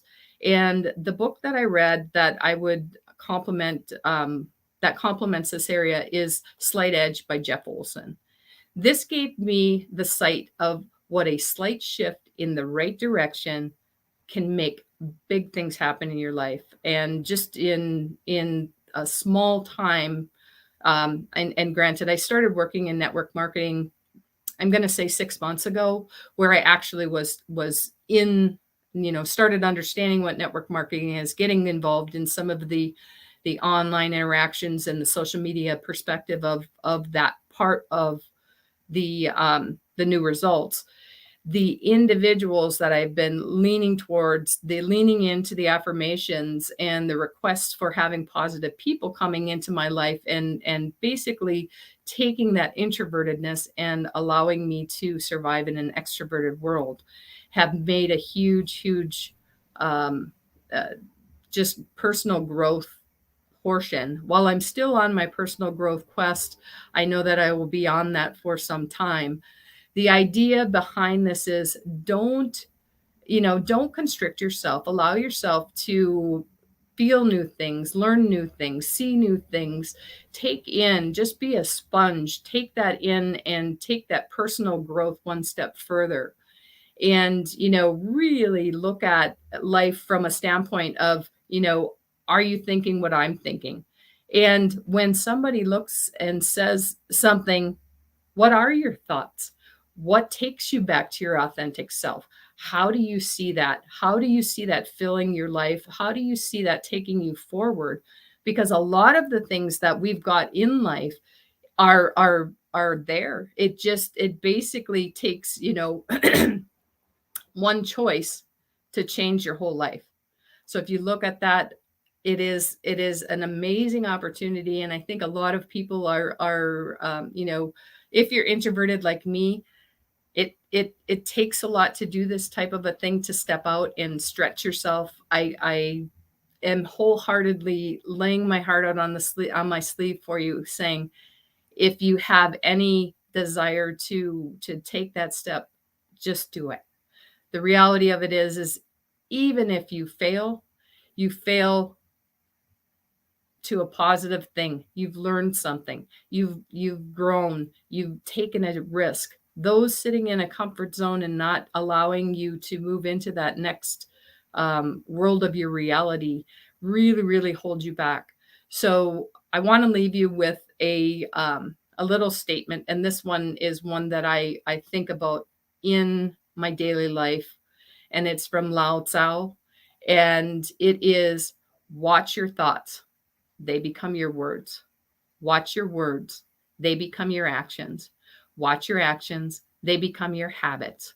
Watch your habits. They become your character. Watch your character. It becomes your destiny. You can truly have whatever you desire. Shall you put yourself in the position to take the opportunity, take the risk, take the philosophy that you are wanting to be a better you, and grow that forward. 1% better can lead to big changes. So if you're looking at how much your past has stopped you from doing these things, always, always, always take the look for help from another group. If you're like me and introvertedness is not your desire to get out and do public speaking, you may want to go in and, see what Toastmasters is all about. Will that take you to that next level? Will that get you where you need to go? And, just keep striving for what it is that your authentic self is really looking for. So when you're looking at a personal growth and you're looking at how you're going to get there, just take a look at your thoughts. So are you thinking what I'm thinking? Are you going to take that introvertedness and spin it around and become an extrovert? Maybe not, but it's uncomfortable. Yes. Can you do it? Yes. So when you're looking at how do I take this a step forward and how do I get there from here, please take the step. It's so worth it. We have a number of individuals that I'm working with just on from a positive level to, just taking a negative challenge and turning that into a positive twist. It is the best feeling in the world. And you can't take a step back and feel like a failure because you did learn. No matter, whatever it is that you've got coming through and you're taking a look at it from here's where I was yesterday, here's where I am tomorrow. If you change that and you made that one small shift of 1%, you are a better person today. So with those things, as you're looking at it, what is your choice? What is it that you are dreaming about? What do you want to see from an overall perspective for your life to be? And just know that it feels good to be lost if you're in the right direction. And a lot of times when we're looking at things and how we're going to take that forward is just take that first step. So when you're looking at it, I'm afraid, I'm this, I can't make that quest happen, or I can't keep the momentum going.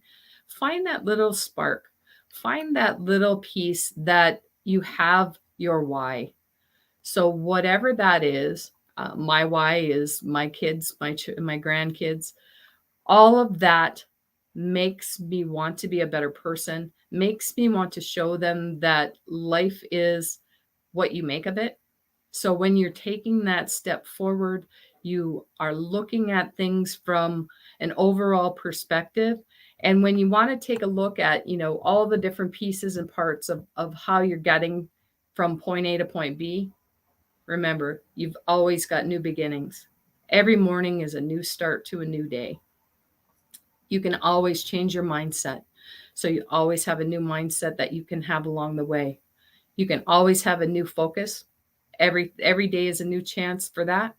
You can have a new start anytime. And finally, you've got your intentions, build on those, and you will have great results. Absolutely. Thank you.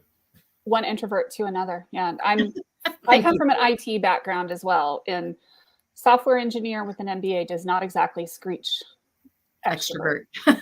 Yes, it doesn't. I appreciate that. Thank you. You're welcome. Thank you so much for speaking today. I'm glad to have had you. How would somebody get in touch with you?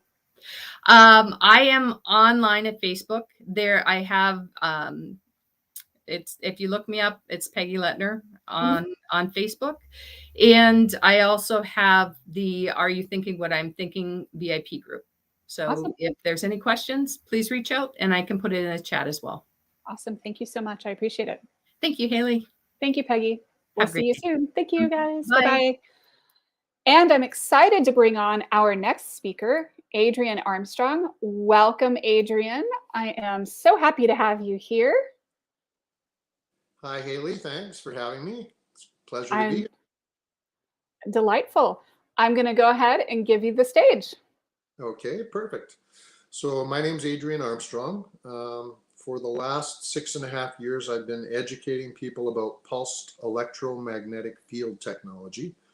I used to do massage. I did massage for 35 years, and I taught Tai Chi, and I did brain balancing alignments that structurally realign people.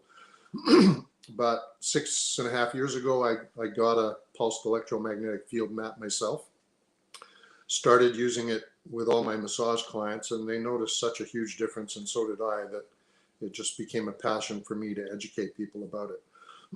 So basically, it's a mat the size of a yoga mat, exactly 6 feet long, 2 feet wide. And there's 6 copper coils. There's two at the foot section, 2 at your midsection, and 2 in your upper body section. And what they do is they create a magnetic field to replicate the Earth's frequencies that we are meant to be in harmony with. So before we electrified the planet 100 and however many years ago, there were only Earth-based frequencies. And we're meant to be in tune and in harmony with those frequencies. And they're all in a very low frequency range. Frequencies are measured in hertz, and 1 hertz is 1 cycle per second. So the frequencies that we're meant to be surrounded by as we're living are 0 to 30 hertz, so very slow. When you hear 2.4 gigahertz wireless, that's 2.4 billion cycles per second.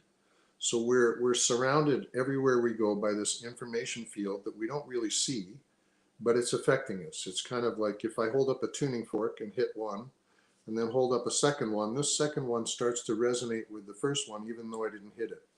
And we're kind of the same way because of how everything is connected. When we're dealing more in quantum physics, everything is a field of energy that's all interacting with itself. And we're affected by frequencies that surround us. There's a biological window of healing in your body. So nerves heal best at 2 hertz, and bone at 7 hertz, and ligaments at 10 hertz, and capillaries at 15 hertz. But the window for optimal healing for all of our cell tissue is in the 0 to 30 hertz range. So when you lay on the mat, after a minimum of 8 to 10 minutes, every single cell in your body is resonating at 0 to 30 hertz. So it puts your body into an optimal healing range. It's also, because we're electrical beings, we need to get recharged. And we're meant to get recharged from nature by walking in nature, by being barefoot on the ground. And now again, we're surrounded by all these frequencies, and most people don't get enough nature. And even when you do, if you're laying on the beach or walking in the woods, you probably still have a cell phone signal. So we're not getting that pure natural frequency of the Earth's magnetic field. The Earth's core has a magnetic field, and then there's also Schumann resonance, which is created in the ionosphere by lightning strikes. And that's, the Earth's core is 11.75 to 11.79 hertz, and the Schumann resonance is 7.83 hertz. So again, very low frequencies that we are meant to be in harmony with. So when you lay on the mat, it puts you into that frequency, but it's also charging up your cellular battery. So all of our cells are actually batteries, and they have an electrical charge. And the electrical voltage, a very common complaint for people is I have no energy. And that's when disease conditions start to show up, is when your energy voltage drops. It's kind of like if you have too many appliances plugged in the kitchen, you'll blow a fuse. And in our body, it's the same way. If you don't have enough energy, things start to shut down and they don't operate properly. So by charging up your cellular batteries, you're giving all your cells the energy they need to do what they need to know. Our bodies are miraculous, and they know how to heal, and that your body is constantly trying to keep you in a state of homeostasis. And then when your cells are charged up, then they can do what they really want to do, which basically is to heal you. So voltage is a huge piece of the puzzle. It also is it's increasing your circulation and your microcirculation, which helps with most things in your body, increases your oxygenation, and also makes you more alkaline. Alkalinity, or pH, is is a measure of the electrical charge on your cells. So the charges are measured as a negative, and so a healthy cell normally is a minus 70 millivolt charge. Your heart actually has the strongest field and also the highest voltage. It's the hardest working organ in your body. It's working all the time. And its voltage of a healthy heart is minus 120 millivolts. And that's why you never really hear of heart cancer as a primary cancer. You can get cancer of all kinds of organs and tissues in your body, but you don't really ever hear of heart cancer as a primary cancer. And it's literally because your heart has too much energy to get cancer. The chronic diseases start to show up as your cellular voltage drops, from 70 down to 40 to 30. People with cancer are typically 20 millivolts or less. So if you have your own mat at home, ideally that's what you want to do to keep your cells in the right frequency. Twice a day is optimal, 2 or 3 times a day, perfect. But when your voltage starts to drop, you want to raise it up. And by raising it up, you're going to just keep your immune system stronger. You're going to have the energy that your body needs to do all the functions that it wants to do, primarily keeping you in a state of balance. One of the things, because my specialty was realigning people, one of the things that I noticed when I started to put all my massage clients on the mat, that typically if I were to lay you down on the ground, flat on your back or on a massage table and go to your ankles, one foot would appear to be longer than the other. One leg would appear to be longer than the other. And that's because one side of your body gets really tight. And as it tightens, the muscles shorten and it pulls up your hip, and then your hip rotates and your hips are now out of alignment, your knees are out of alignment, one foot is hitting the ground before the other. So I started to notice when I put people on the mat before their massage that without touching them after 10 minutes, everybody came back into structural balance. The leg length would be equalized. The tight side of the body relaxed. The hip would come back into place. The knees were in alignment. The feet were in alignment. And I also did an arm strength test where I'm just testing to see which shoulder locks in better.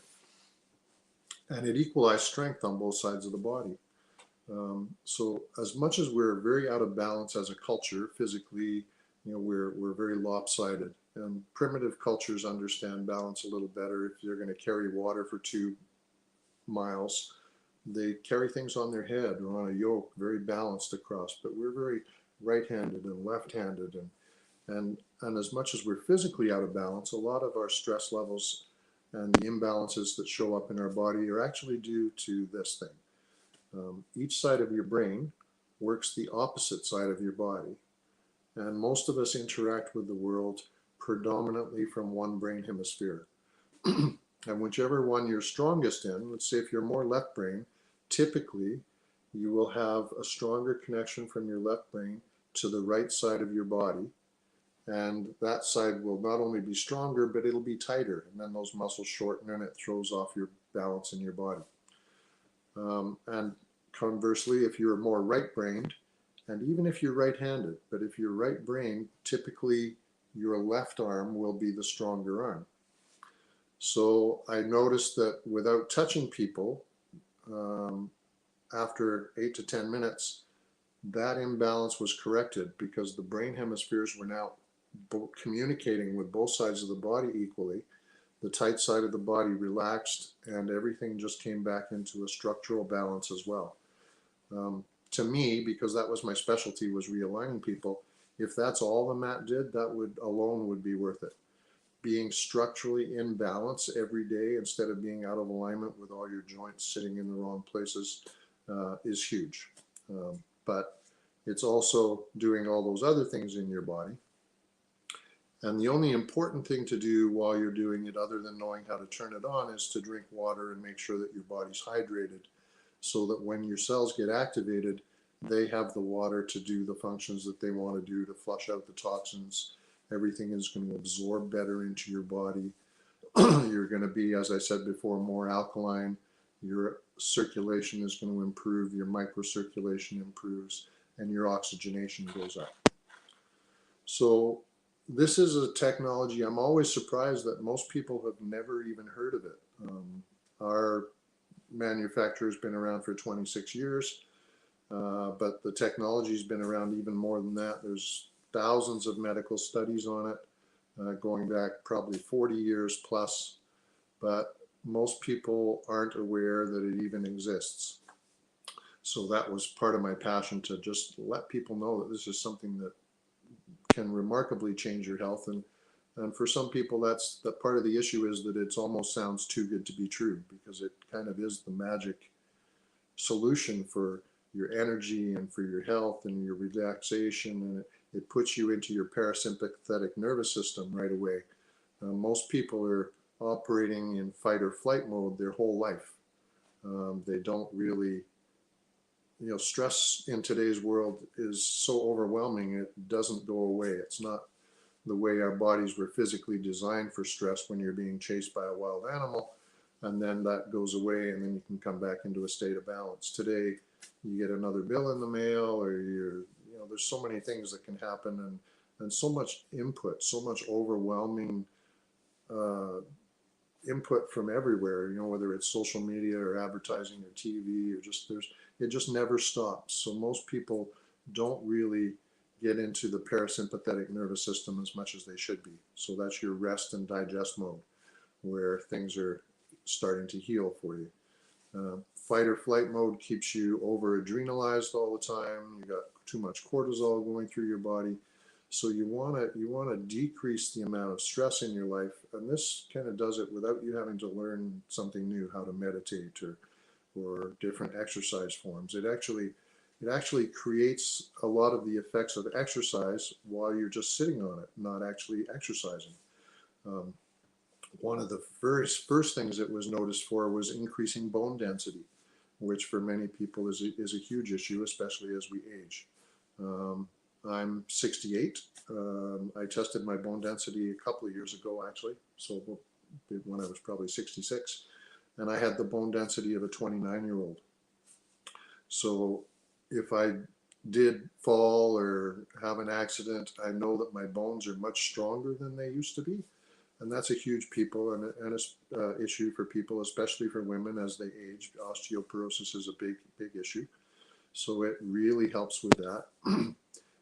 Again, helping with your immune system to keep you more protected from any other onslaughts that might happen, viruses, bacteria, catching colds and flus or whatever's going around. That's a big piece of the puzzle as well. It probably one of the first times it was really recognized in a big way was when we started sending astronauts into space. They would get sick very quickly, come back with depression, low immune systems, even osteoporosis from the weightlessness as well. So NASA did a 4-year, $3.5 million study, and that's what our parameters are based on.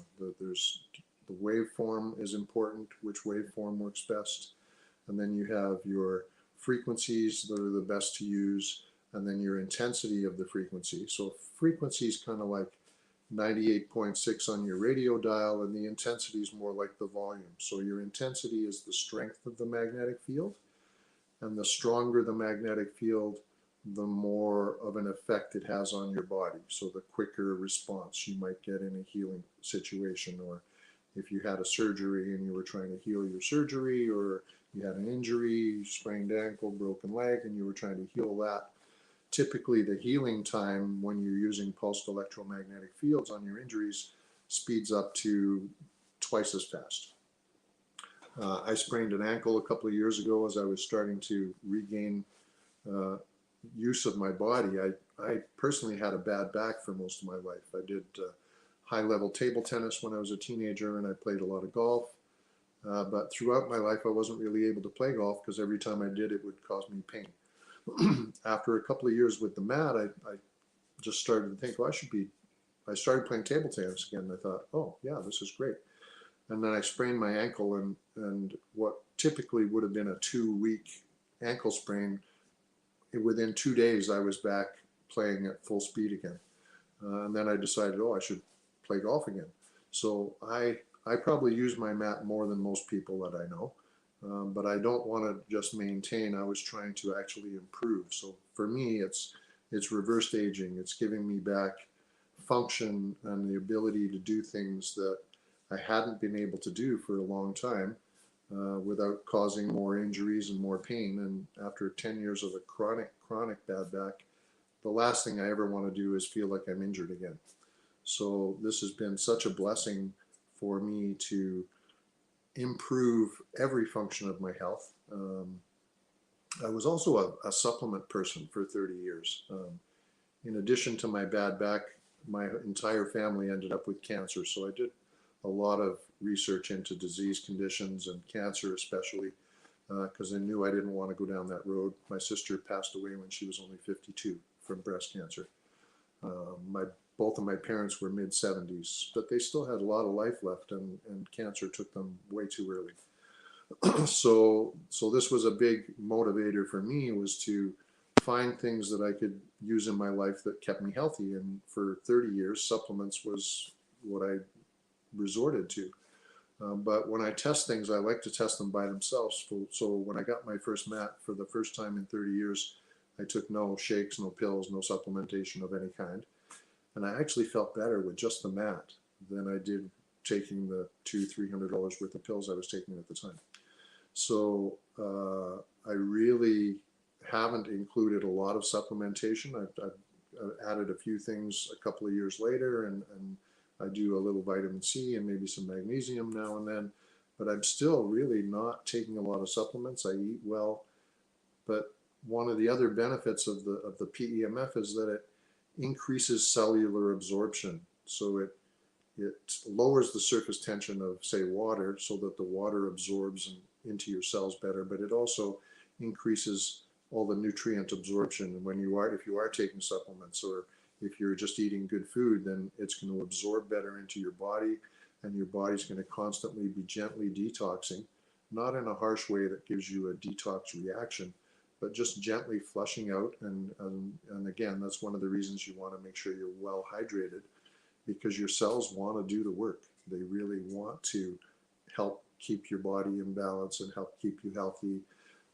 It's just, as we age, typically we don't heal as fast. If you cut your finger when you're 10 years old, it heals much faster than when you cut your finger and you're 55 years old. So having this very easy to use technology, all you really have to do is learn how to turn it on and then put it into a place in your environment where it's easy to access. So even as we're talking here, I'm on a radioactive iPad, but in the back of this chair, I've inserted the back pad into here. So while I'm sitting here, I'm actually getting a bubble of the proper frequencies from my body to be resonating in, which is helping to protect me from the wireless router and all the other things that we do online, especially. That's a big thing. Even the electrical outlets in your home create dirty electricity, and more people are becoming more sensitive to those environmental influences as well. But especially since we've introduced wireless everywhere, and now it's hard to escape it. It's very hard to find places where you have no cell phone signal. And we usually curse when we have no cell phone signal, but really it's a much healthier environment for us. I think most people understand they feel better when they're in nature, but most people don't get enough time in nature. And like I said before, even when you do, you've still probably got a cell phone signal. So you're not getting that pure, natural, energetic recharging that we're meant to get from the environment that we were put into. So it works with humans, it works for your dogs and your cats, and actually they seem to sense it. Like, we don't really have an organ that senses magnetic fields, but animals tend to notice more. So if you have one and you're laying on it, chances are your dog or your cat is going to come and lay with you. We actually had a cat, one of my roommates had a cat earlier that it used to come over to the mat and cry until you turned it on, and then it would lay down and purr and just relax and fall asleep.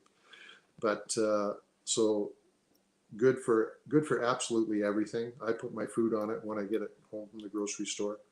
And it's just a remarkable technology that people hopefully will learn more about in the coming years and impact in their lives.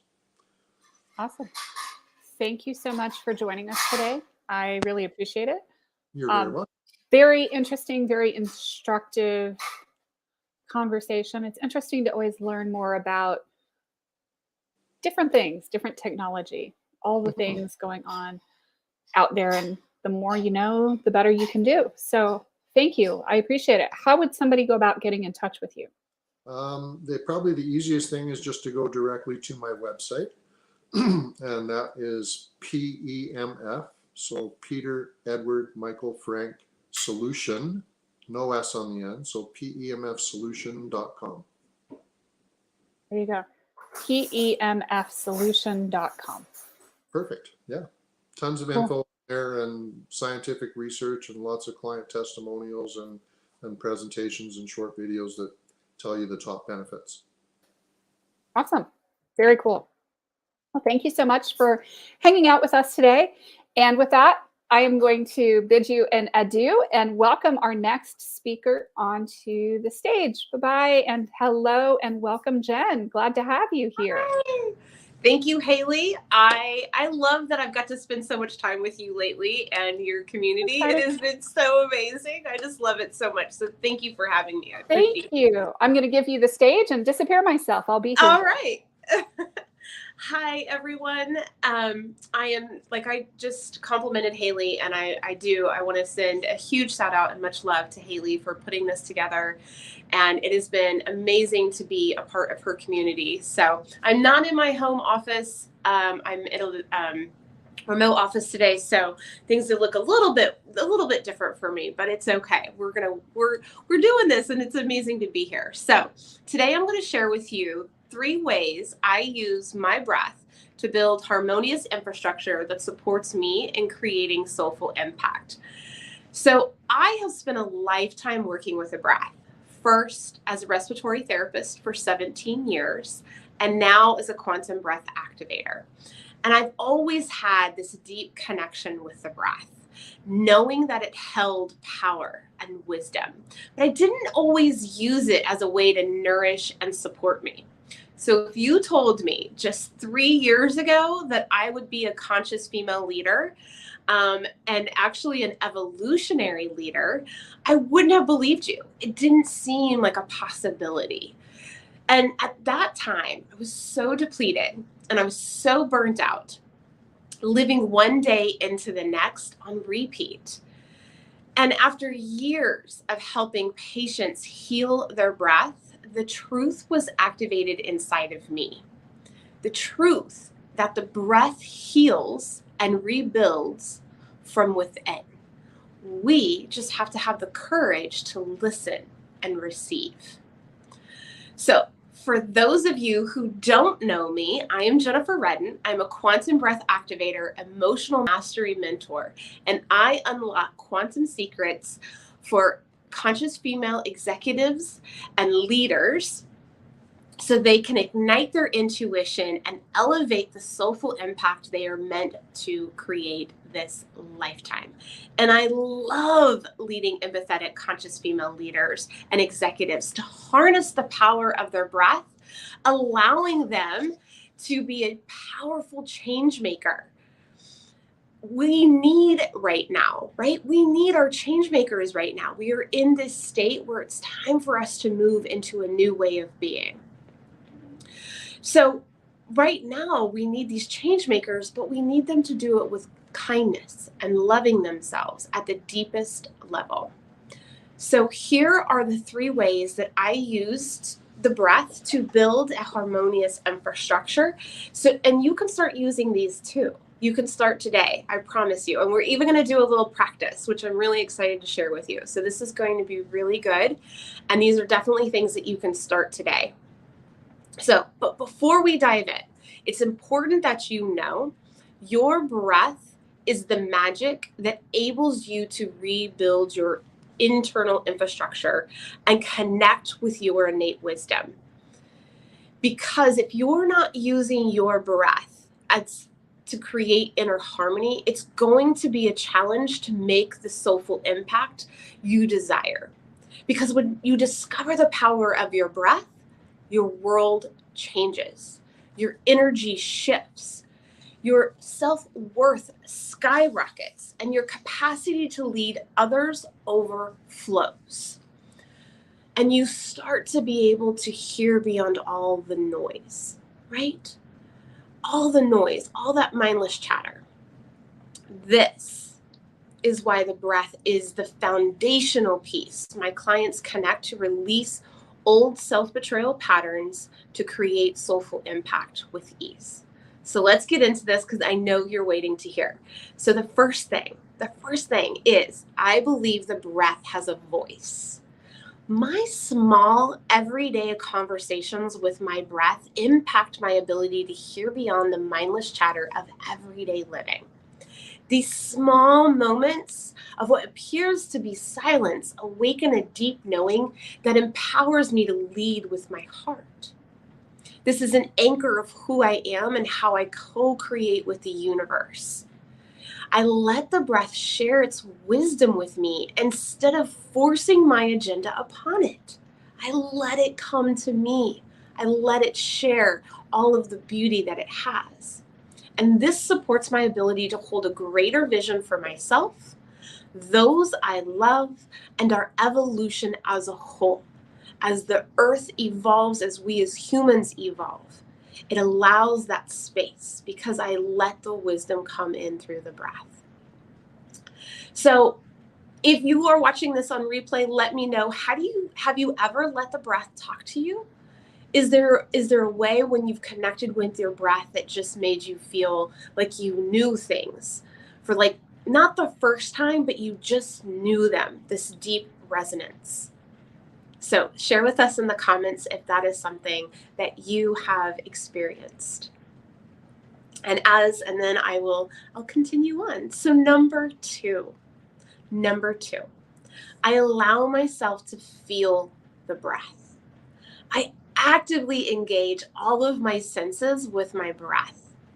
It is my ability to feel my breath. It's the same ability that allows me to feel all of my emotions without judgment. So let me share a little story from this morning. Exactly this morning. I'm dead serious. It just happened. And I love how these little synchronicities happen and they create these opportunities for me to lead and share with you. So this morning, we went through just a full moon eclipse, and there's been a lot of energetic things happening, and I'm sure you have felt it. And I've been feeling it too. And this morning, I just had this thing where it was like, I feel like I just need a release. I need to feel like I just want to have a good cry. That like deep clearing cry. And I let myself take a few moments, and then it happened. I didn't judge myself for crying. I didn't take time away from the rest of my day. I just let myself feel that emotion. It doesn't mean that it was sadness. There was just something there that needed to come out and release from me. And it was beautiful. And I was able to love myself fully through it. And I didn't hold any judgment or criticism or hold attachment to now I'm sad the rest of the day. I let myself feel that. And that is the same thing as letting yourself feel the breath. It's that ability that lets me know that it's going throughout every cell of my body, right? And I was able to honor that with grace and integrity. I didn't push any part of me aside. I honored all of the pieces of me.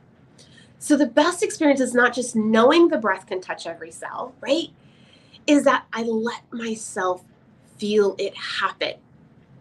And when I do, it's this deep sense of calm, followed by an abundance of gratitude that just oozes from me because I know that I just honored myself and I let myself feel at the deepest level. So, have you ever how's that resonating with you? Have you ever just had those moments where you just let yourself feel your emotions without attachment and without judgment? And how beautiful that was. That same thing can happen when you start to allow yourself to feel your breath because it really allows you to heal from within. All right, let's move on to number 3. I create an invitation for the breath. And this is the most important one that so often gets overlooked. The biggest truth is the breath wants to be invited in. Let me say that again for you. The breath wants to be invited in. So the more I create an open invitation for the breath, the less resistance I experience in all areas of my life. This invitation softens my entire body and allows the breath to touch every crevice of my being, reaching beyond the physical, reaching beyond what's here and what's now, and taking me into the quantum, because I created this open invitation.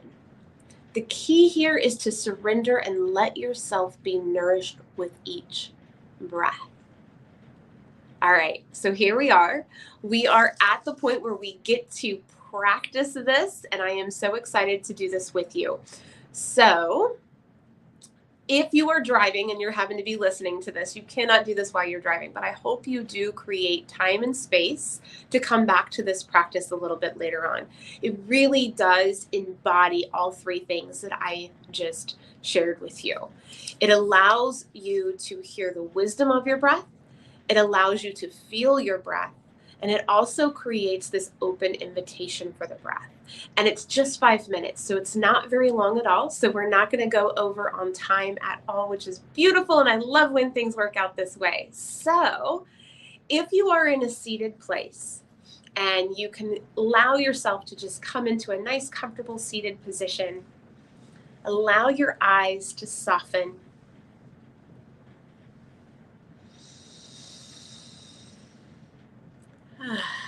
You can take that nice, big, deep breath in and out. Starting at your eyes, allow your eyes to soften.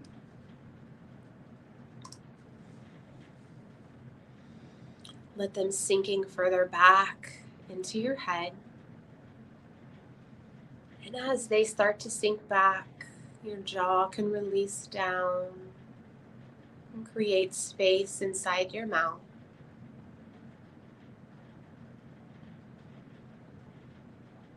Your shoulders start to release away from your ears, and your shoulder blades come down your spine.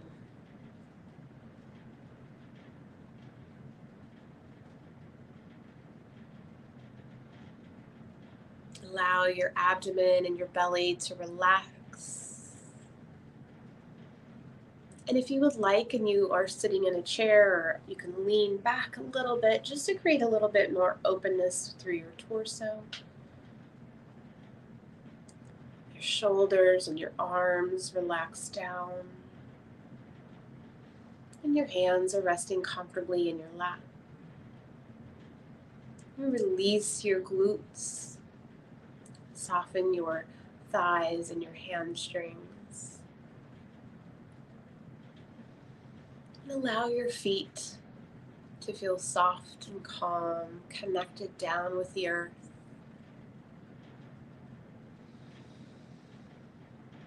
Just letting yourself sit in this stillness, this beautiful place.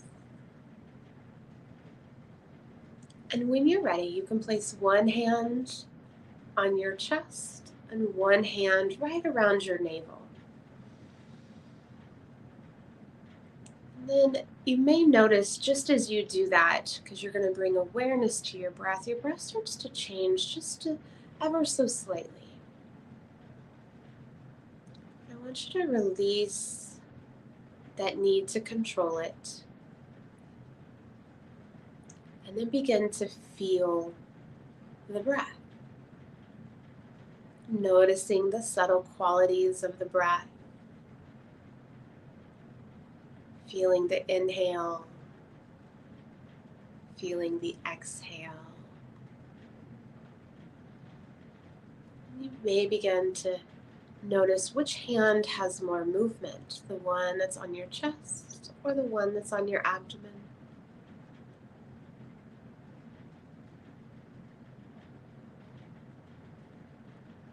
And then begin to notice, does your breath feel deep? Does it feel shallow?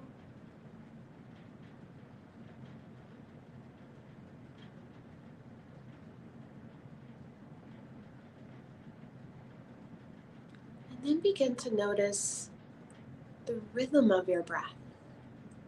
Does it feel like an ocean wave that comes in and goes out, in and out? Or does it have more of like a dance rhythm, or does it feel choppy? Maybe it's a windy day on the ocean.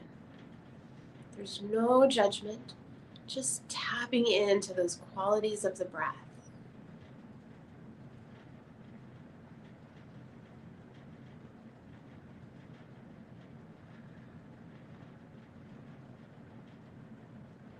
Beautiful. We're just going to sit here in silence, let you connect with your breath for a little bit, feeling the inhales, noticing the exhales.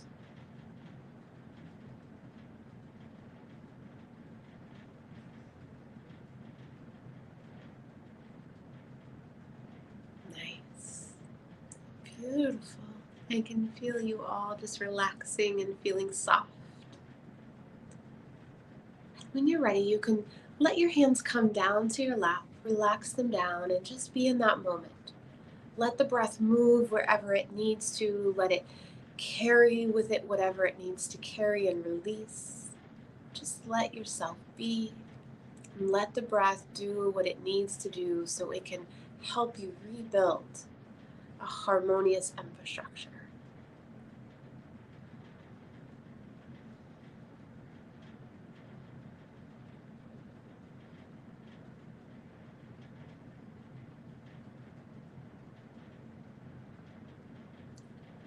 And when you're ready, you can open your eyes. Hi. Welcome back. How are you guys doing? How are you feeling?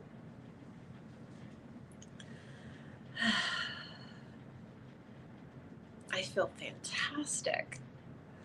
So I hope you do too. I'm sure you do. That's small. That was 5 minutes, believe it or not. That was exactly 5 minutes. I did set a timer because I wanted to make sure that you can see how quickly you can reset, how quickly we can come into those 3 practices right now. And it's so beautiful that we have that ability to tap into that. And just that quickly, right? It's beautiful. All right.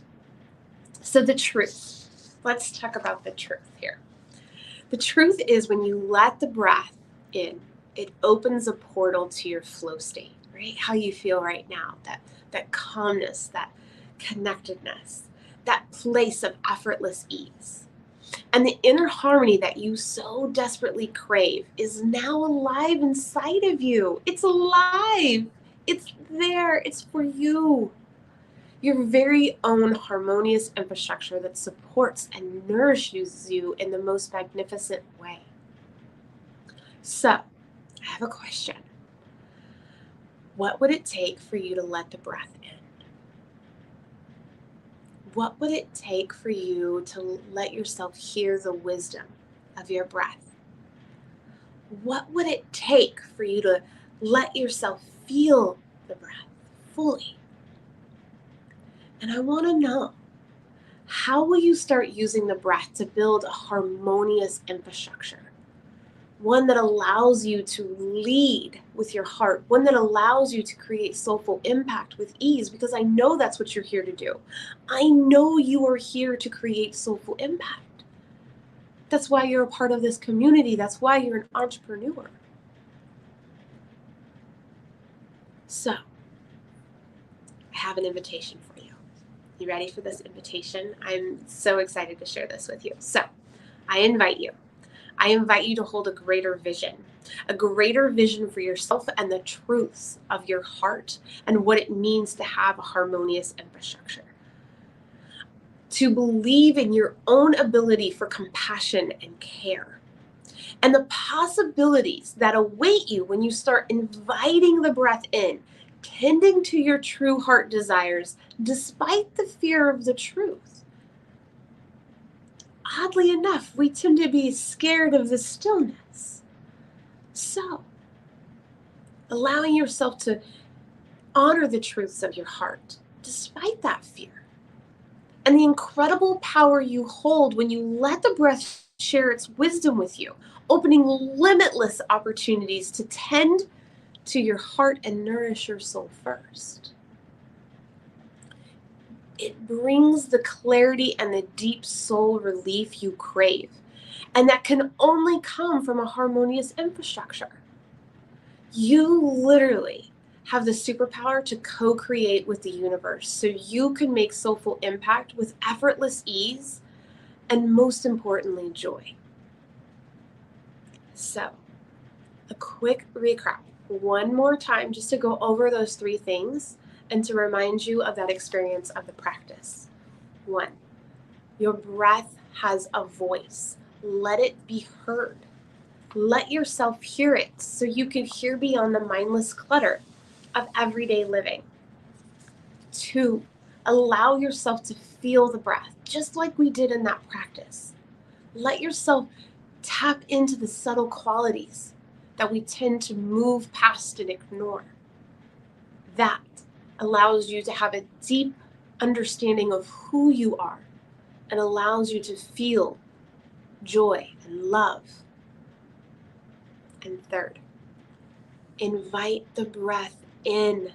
Create an open invitation for that breath so it can come in and nourish you.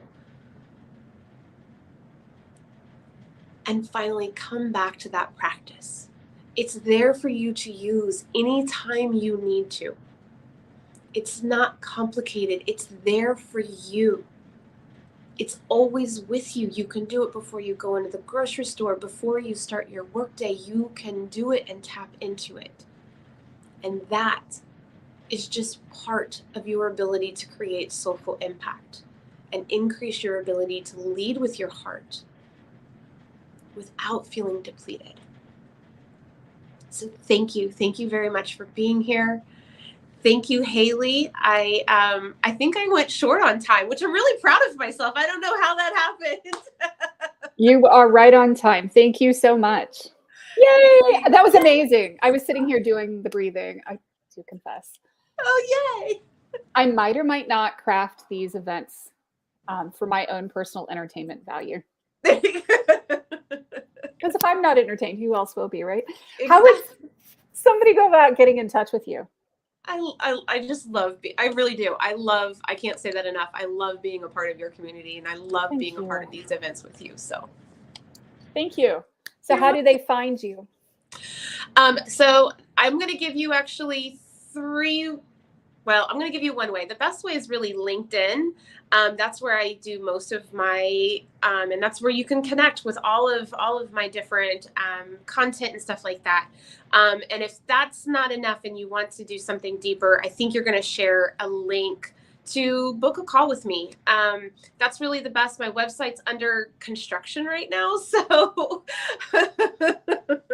I don't really have that available, but we know that as entrepreneurs, things are always in flux. So there you go.